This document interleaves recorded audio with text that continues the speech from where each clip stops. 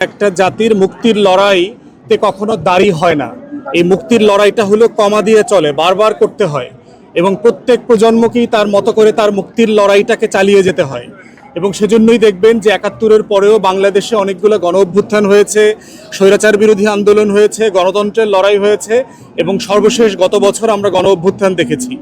এখন প্রশ্ন হচ্ছে ২৪-এ গণ অভ্যুত্থান হয়ে গেছে মানে কি আমাদের লড়াই শেষ হয়ে গেছে? আমাদের যে বাংলাদেশটা আমরা তৈরি করতে চেয়েছিলাম সেই বাংলাদেশটাকে আমরা পেয়েছি? আসলে পাই নাই।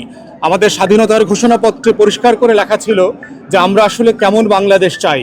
সাম্য, মানবিক মর্যাদা, সামাজিক সুবিচারের একটা বাংলাদেশ চাই, গণতান্ত্রিক মূল্যবোধের একটা বাংলাদেশ চাই, যেখানে ন্যায় বিচার, মূল্যবোধ থাকবে, সুশাসন থাকবে, দুর্নীতিমুক্ত একটা বাস্তবতা থাকবে। সেইটা আমাদের নাই। অতএব ২৪ এসে আমাদেরকে আবার জানিয়ে দিয়ে গেছে যে ৭১-এর স্বপ্নগুলো পূরণ হয় নাই। অতএব তোমরা তোমাদের মতো করে এই লড়াইটা চালিয়ে যাও। এবং এই লড়াইটাই আমাদের তরুণদের মধ্য দিয়ে আবার রিনিউড হয়েছে।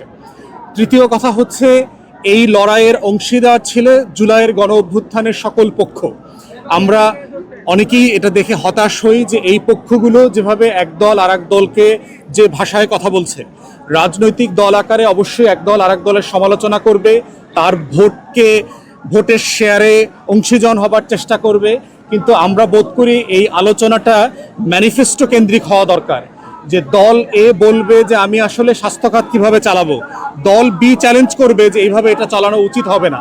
তো সেই ম্যানিফেস্টো ডিসকাশনের বদলে আমরা যেটা দেখতে পাচ্ছি, পুরাতন আমলের ট্যাগিংয়ের যে রাজনীতি, তারপরে গালাগালি, হেয় করা, তুচ্ছতাচ্ছিল্য করা, এই রাজনীতিটা আসলে আমরা দেখতে চাই না।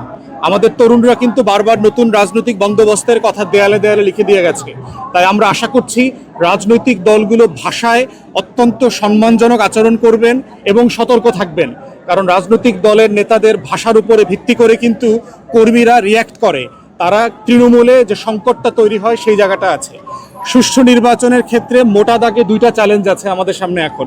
প্রথম চ্যালেঞ্জ হচ্ছে রাজনৈতিক দলগুলোর আচরণ খাইসলতে কোনো পরিবর্তন আমরা দেখতে পাচ্ছি না। পুরাতন বন্দোবস্তের যে আচার আচরণ, আরেকজনকে নাই করে দেওয়া, ক্যাম্পেইন করতে না দেওয়া, তাকে মাঠে উঠতে দিবে না, রামদার হুমকি, এইটার হুমকি, সেইটার হুমকি, ব্যানার ছেড়ে ফেলা। আমার কলিগ ঢাকা 10-এর ব্যারিস্টার মিলির ব্যানার ফেস্টুন কয়েকবার তুলে ফেলছে, ২৪ ঘন্টার ভিতরে তুলে ফেলেছে। তো এই আচরণগুলো বন্ধ হওয়া দরকার। আমরা চাই একটা মেধাভিত্তিক প্রতিযোগিতা হোক, যে আমি কি করছি, আপনি কি করছেন, আসেন জনগণের কাছে যাই, জনগণ কোনটাকে বেছে নেয়। তো এই রাজনৈতিক আচরণ এবং খাইসলতের একটা পরিবর্তন হওয়া দরকার।